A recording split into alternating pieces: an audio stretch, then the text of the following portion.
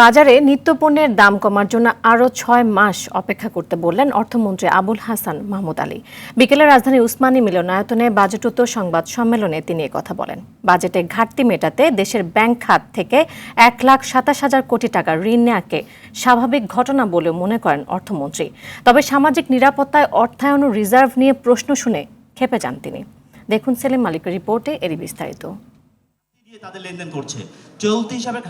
প্রতিবারের মতো এবারও বাজেট ঘোষণার পরদিন বাজেটোত্তর সংবাদ সম্মেলনে গণমাধ্যম কর্মীদের মুখোমুখি হন অর্থমন্ত্রী। সেই উদ্যোগটা আপনারা নেবেন কিনা? এতে ঘুরে ফিরে কালো টাকা সাদা করার সুযোগ, মূল্যস্ফীতি, করমুক্ত আয়সীমার বিষয়ে অর্থমন্ত্রীর কাছে জানতে চান সাংবাদিকরা। মূল্যস্ফীতির বিষয়ে তিনি বলেন, পণ্যের দাম কমতে আরো ৬ মাস লাগতে পারে। এই বছরের শেষের দিকে এই কমতে শুরু করবে। আপনারা এটাও লক্ষ্য করেছেন নিশ্চয়ই যে বাজেটের আকার আমরা কিন্তু অনেক কমিয়ে রেখেছি, যাতে করে এই কোনো প্রেশার না পড়ে প্রাইসের উপরে। দেশের অর্থনৈতিক সংকটময় বাস্তবতায় বিশাল বাজেট নিয়ে প্রশ্ন করা হলে অর্থমন্ত্রী বলেন, অর্থনীতি এখনই শেষ হয়ে যাচ্ছে না।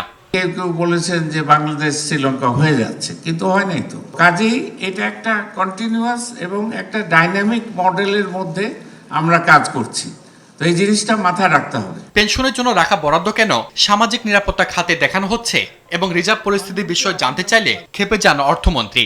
আপনি অতি সরলীকরণের জিনিসটা মানে খুবই রপ্ত করে ফেলেছেন। এগুলো তো একেবারে ওভার সিম্পলিফিকেশন। এইভাবে ইকোনমি চলে নাকি? হ্যাঁ, আমরা সব ছোট হয়ে গেলাম, আমাদের সব শেষ। কোথায়? এগুলো না, আরো একটু পড়ে টড়ে আসবেন। এইভাবে অতি সরলীকরণ করবেন না। দেশের ব্যাংক ব্যবস্থা থেকে বিশাল ঋণ করে বাজেট ঘাটতি মেটানোর লক্ষ্যেও সমস্যা দেখছেন না অর্থমন্ত্রী। এটা সব বাজেটে সব অর্থমন্ত্রীরাই করেন, সব সরকারই করে। উন্নত দেশে এর পরিমাণ অনেক বেশি। আমরা তো এবার ৫% মধ্যে এটাকে ধরে রেখেছি।